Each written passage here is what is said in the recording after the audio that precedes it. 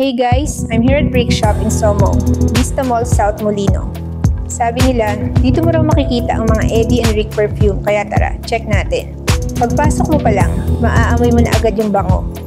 Ang daming pagpipilian, promise. May pambabae, panlalaki, unisex, at mga Joe Malone inspired scents pa.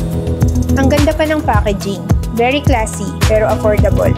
At ang pinakabintahe, long-lasting at high quality talaga. Kung gusto mo ng scent na tumatagal buong araw, ito na yung hinahanap mo, Eddie and Rick perfume.